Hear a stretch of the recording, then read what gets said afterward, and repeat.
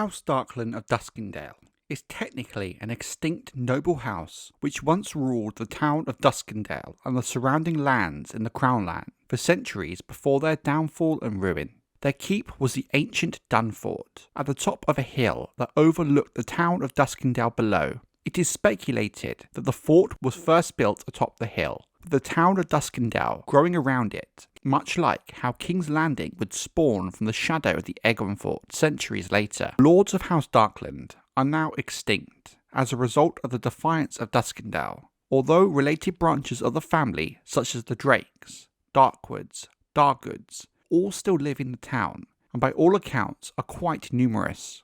The Darklyns blazoned their arms with fusely black and gold, with 7 white shields upon a red tierce. The 7 white shields are for the 7 members of House Darklyn, who were members of the Kingsguard during the Targaryen era of Westeros. House Darklyn were counted amongst the oldest houses in the whole of Westeros, with the origin dating back deep into the Age of Heroes and the First Men. From time to time, there were also several petty kings of House Darklyn who ruled the territory that now makes up much of the modern part of the Crownlands. Back in these ancient days, their closest known allies were the key bannermen, House Hollard. They served House Darklyn loyally and were known to have provided brides to at least 3 Darklyn kings. However, as record keeping of this time is sparse, it is likely many more marriages between the 2 houses occurred. During this time, the time of the 100 Kingdoms, House Darklyn often claimed domain over the mouth of the Blackwater Rush and much of the land around it. We know that at one time, the petty kings of Duskendale were conquered by the Storm King, Monfred Durrandon, known as Monfred the Mighty, but much of the specifics of this time are not known, and to what extent they were conquered is debatable, but given the size of Monfred's kingdom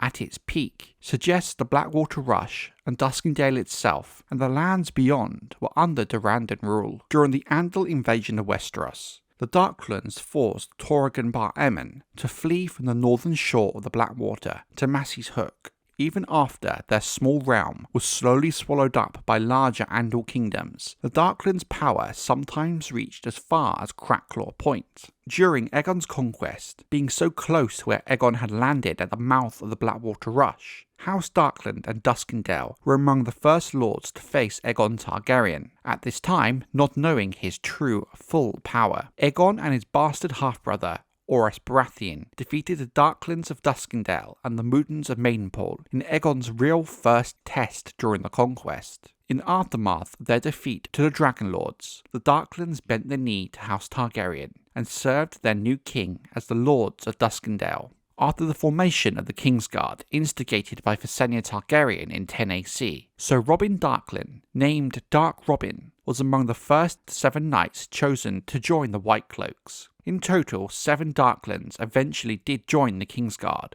over the Targaryen era of Westeros, more than any other house, with it becoming a goal of many second sons. When Prince Aegon Targaryen, Aegon the Uncrowned, warred against his uncle Maegor I Targaryen, Maegor the Cruel, who had usurped the throne in 42 AC, Sir Davos Darklyn of the Kingsguard led 5,000 men from King's Landing in support of the king during the battle beneath the God's Eye. Davos was slain during the battle by Lord Carl Corbray. Davos's aged father was also slain when Sir Joffrey Doggett ordered the warriors' sons to hunt Maegor's loyalists. When the realm began to turn against Maegor the Cruel in favour of Prince Jaehaerys Targaryen, the only surviving son of King Aenys I, Lord Darklyn was among the score of lesser lords to support him. Along with Lord Towers and Staunton, Lord Darklyn yielded the Red Keep to Jaehaerys, Princess Rhaena, and Princess Alysanne Targaryen when they arrived in King's Landing after rallying their army at Storm's End, the seat of their key supporter, Rhaegar Baratheon. The 3 lords were sent to the Black Cells, but were eventually pardoned by King Jaehaerys after surrendering some of their lands as a token gesture.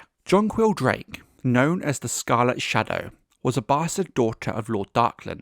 She became the sworn shield of Queen Alysanne Targaryen in 51 AC. At the Golden Wedding in 49 AC, a test at arms that became known as the War for the White Cloaks was held, with hundreds of knights from up and down Westeros competing for the honour of serving in the Kingsguard of Jaehaerys Targaryen. Jonquil took part as a slender mystery knight known as the Serpent in Scarlet. She was eventually defeated and unmasked and became a great favourite with the small folk. Then, in 51 AC, after an attempted assassination of Queen Alysanne Targaryen at the sacred waters known as Jonquil's Pool in Maidenpool, it was decided that the queen needed a protector who could accompany her where men could not go. Jaehaerys sent a raven to Duskendale, commanding the new Lord Darklyn to send his bastard half-sister to court. Jonquil arrived in King's Landing a few days later and gladly accepted the position of Queen Alysanne's sworn shield and protector. In time, she became known as the Scarlet Shadow,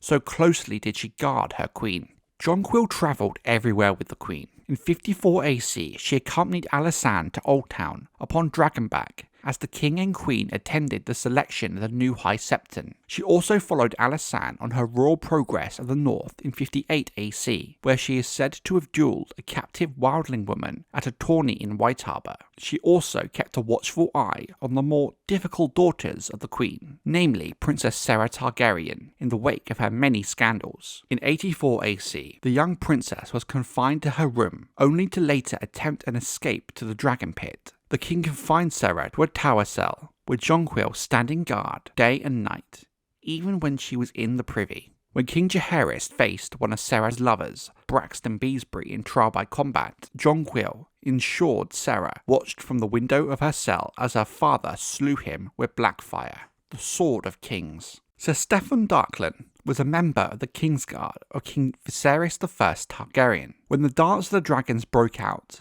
pitting the blacks of Rhaenyra Targaryen against the greens of her half-brother, King Aegon II Targaryen, Steffon became Lord Commander of Rhaenyra's Queensguard. However, Steffon died attempting to tame the dragon Sea Smoke during the sowing of the seeds. Lord Gunther Darkland attended Rhaenyra's coronation and sat on her Black Council. In retaliation for doing so, Aegon's second hand of the king and commander of his Kingsguard, Sir Criston Cole, beheaded Gunther after the sack of Duskendale. Lady Meredith Darklyn briefly sheltered Queen Rhaenyra after she fled King's Landing, but feared retaliation from Aegon should he retake the capital. Lord Darkland was then forced to pay a heavy ransom when Aegon II did regain the throne, but Duskendale's knights betrayed Lord Boros Baratheon during the Battle of the King's Road. During the regency period of King Aegon III Targaryen, the boy king named Sir Robert Darklyn to the Kingsguard, but the decision was reversed by his regent, Lord Unwin Peake. Peake rejected the appointment on the grounds that no boy of 12 had the judgment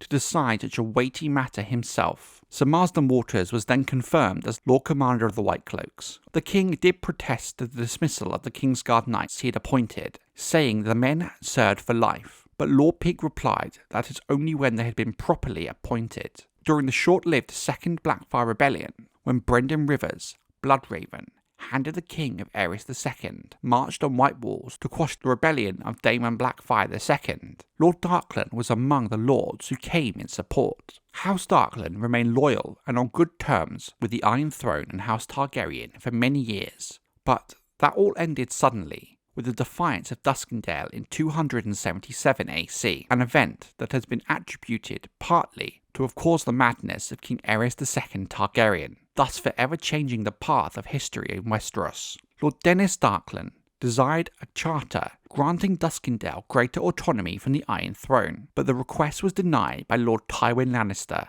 the hand of the king to Aerys II. According to the smallfolk, Dennis was convinced by his lady wife, Cyrella of Mere, to take the king captive in 277 AC. Aerys was held prisoner for half a year, with Tywin's armies waiting outside Duskendale. The situation remained at an impasse until Sir Barristan Selmy, known as Barristan the Bold of the Kingsguard, secretly entered the Dunfort alone and rescued the king, a feat many in Tywin's camp thought meant certain death for both Selmy and Aerys. Having lost his only hostage, Lord Dennis had no other option than to surrender at once. He bent the knee and pleaded for mercy, but the king demanded his head. But not just that, all of his family's.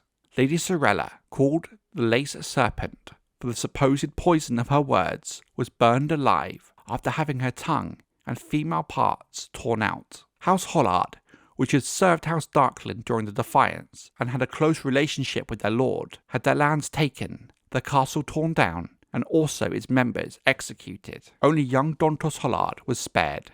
because Barristan asked for mercy. While this marked the end of House Darklyn's main line, their blood still flowed in Duskendale, thanks to the numerous cadet houses that splintered off from the main branch over the hundreds of years of Darklyn history. The Darklyns were succeeded as Lords of Duskendale by House Riker.